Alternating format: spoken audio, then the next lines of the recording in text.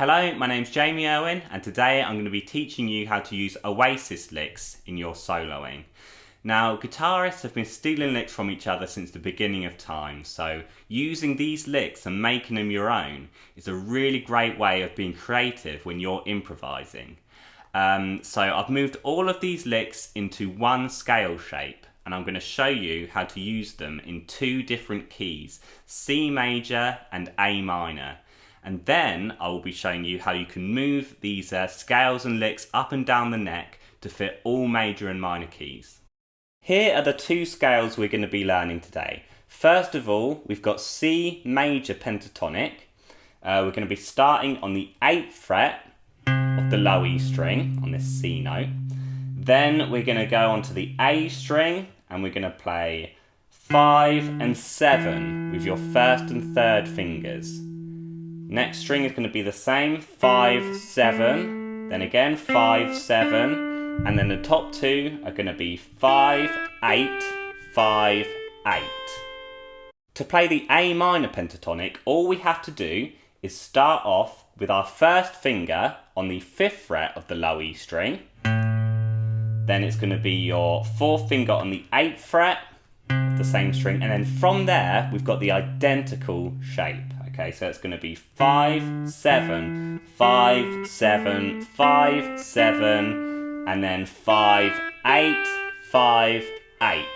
So the only difference here between these two scales is the root notes. The C major pentatonic is going to start on the 8th fret of the low E string with your 4th finger, and then the A minor pentatonic is going to start off on the 5th fret of the low E string. So what we have effectively here is the same scale shape for two different keys. Again, C major and A minor. And all 5 licks we're going to be learning today use notes from this same scale shape, which means the licks will work in both keys, in both C major and A minor. So after I teach you each lick, I'm going to show you a little demonstration of how you can use them over backing tracks in both keys. Okay, so the very first lick we're going to look at today is from Supersonic. Here's how it goes.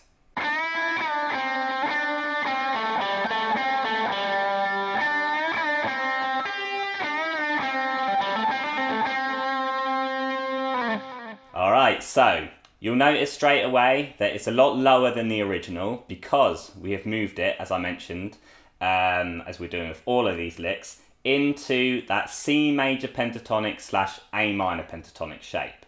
But here's how we're going to play it. We're going to bend the 7th fret of the G string using your 3rd finger, preferably your 2nd finger supporting it to get a nice control over the bend. You're going to bend that up a tone, then you're going to play the 7th fret again, this time without the bend. Then you're going to play the 5th fret of that same string, back to 7th fret, and then back to the 5th fret on the G string. Then you're going to go 7, 5, 7 with the same fingers on the D string. Then you're going to go with your first finger on the 5 again on the G string, back to 7 on the D string, and then finally back to 5 on the D string. So the first half of this lick is going to sound like this.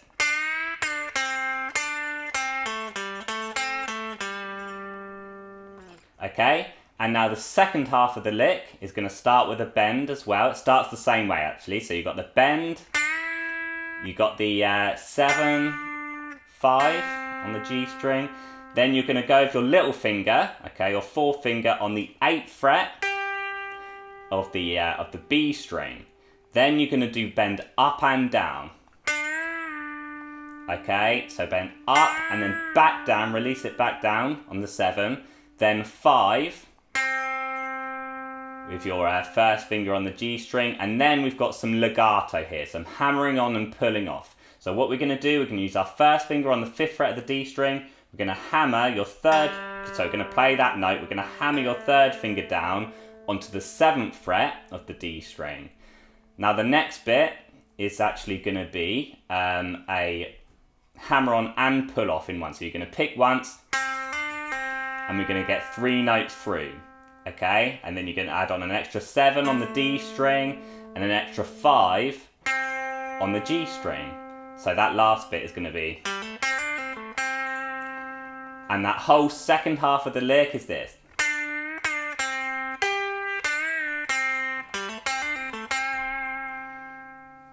Okay, so in total we got this.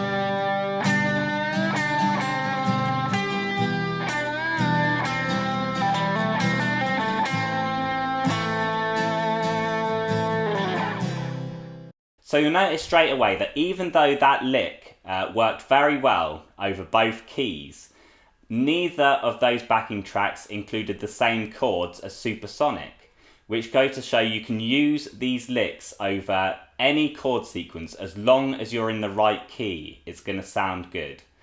Then from there, you can change these up as much as you want. You can add notes, you can take them away, as long as you stay within those scales. You can really make these licks your own. Here's lick 2. This is taken from Champagne Supernova.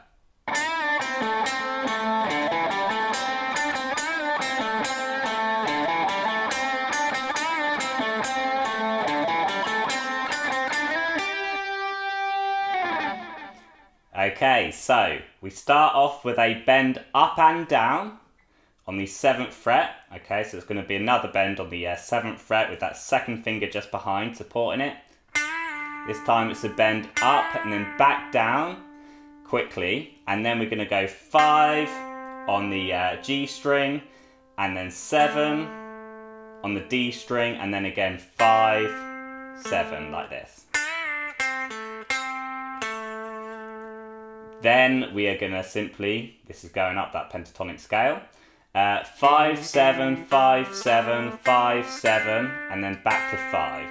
Okay, so we're on the A string, 5, 7, D string, 5, 7, and then G string, 5, 7, 5, like this.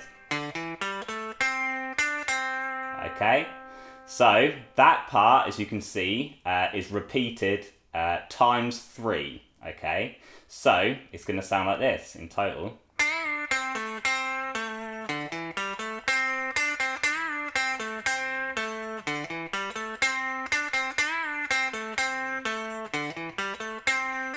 And on the last time, you're simply going to slide from 7 to 9 with that 3rd finger. And then you're going to finish up on the 8th fret of the B string with your 2nd finger. Okay, so I'm going to play that again. Okay, it does that times 3, and then you've got to slide from 7 to 9. And then you finish on that 8th fret, okay, of the B string. Now you'll notice that when you play it, that it can be easier, and sometimes it can sound a little bit smoother. It depends what you're playing over, really. If you add in some legato. So even though the original doesn't do this, we can add it in like this. So hammering on, and then a pull off from the 7 to 5. So you can always change these up, as I said. You can do whatever you want with them, really. But I do like to add a little bit of a hammering on and pulling off in that 2nd bar.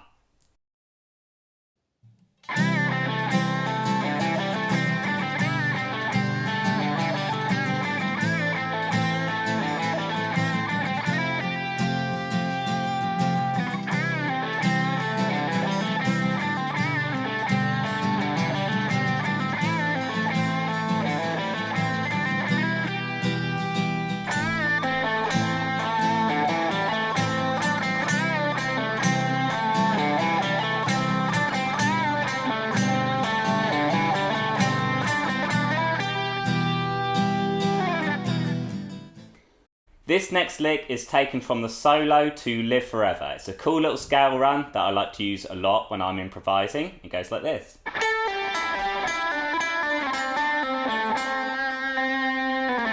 Okay, so basically we're going to start off with a pull off on the B string from 10 to 8. So I'm going to use my third finger on the 10. I'm going to pull it off to my first finger on the 8th fret. Then I'm going to play 9 on the G string, back to 8 on the B string. Then I'm going to shift to my third finger on the 9th fret of the G string, having my first finger on the 7th fret of the G string, getting ready for another pull off. In fact, 2 pull offs. It goes. So 2 9 7s in a row. So far we've got this. Okay, and next we're going to do a hammer on and pull off from 5 to 7. Okay, so 5 to 7, hammer on, and then back to 5. Okay, so in total you've got this in this little hammer on and pull off. It goes,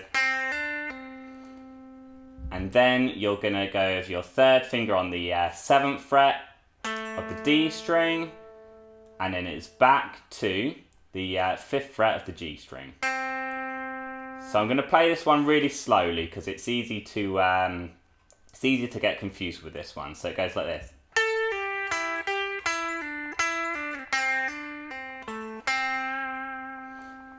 Okay, and keep practicing it at that speed before you speed it up and use it in your improvising.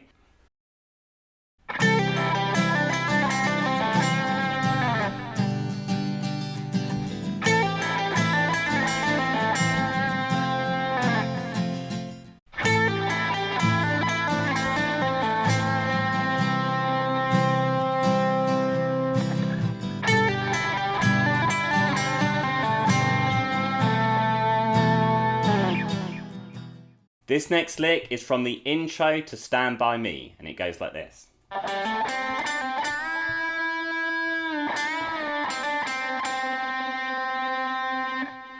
Okay, so it's going to start off with a hammer on from 5 to 7 with your first and third fingers. Then you're going to play 5 on the G string. You're going to do a quick pull off from 7 to 5 and then a bend on the 7. So we're doing this.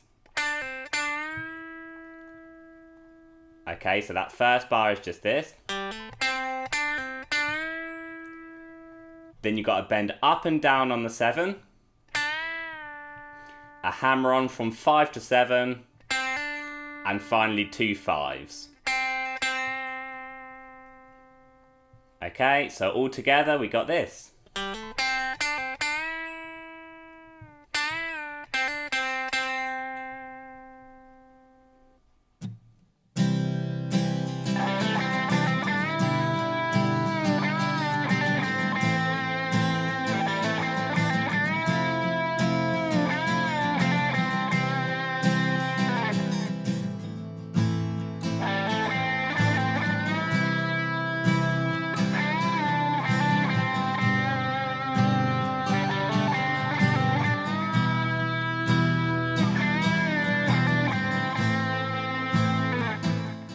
Okay, so this final lick is from Don't Look Back in Anger. It goes like this.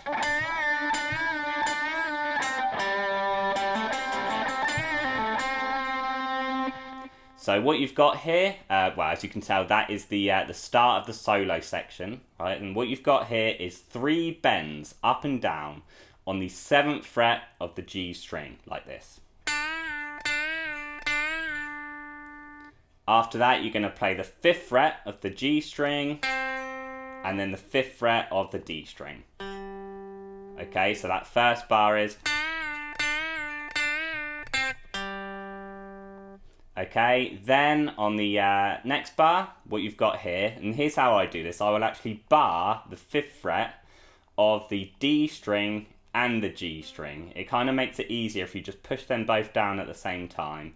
Then we're going to hammer onto the from the 5 to the 7 on the D string. And then we're going to play the G string on the 5th fret. We're going to play that lick twice like this. After that, you've got to bend up and down on the 7th fret of the G string.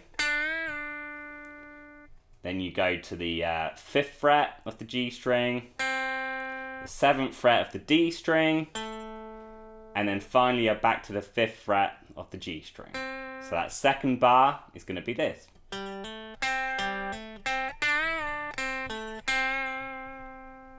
Okay, here's the entire lick.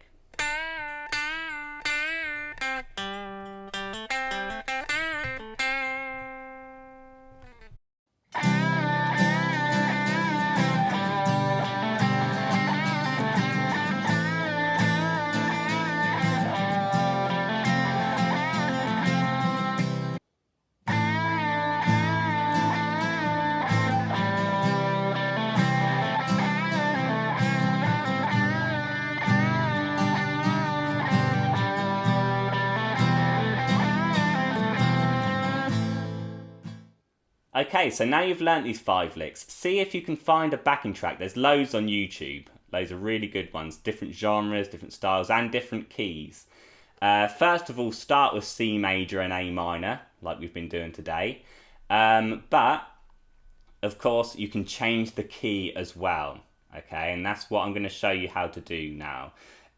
Basically, if you want to be in the major key, as we said at the start of the lesson, it's going to be that C major pentatonic scale. It's called C major pentatonic because you're starting on the C note, okay, on the low E string. That's the root note.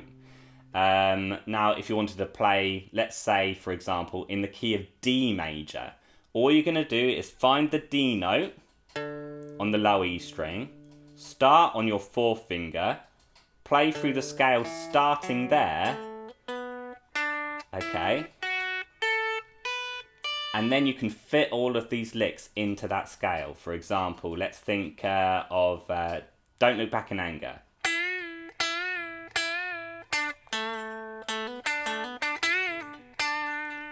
I've basically taken it up 2 frets because we've moved up 2 frets from that C major key, and I've put it into the key of D major, okay? You can try that with all 5 of these licks and all different areas of the neck. And of course the minor key is going to be the same kind of thing. So let's say you wanted to play these in the key of G minor. Well, I'm going to find the G note on the low E string. This time I'm going to play that scale from there. And then I can find these licks within that. Okay, let's say I wanted to do the Champagne Supernova.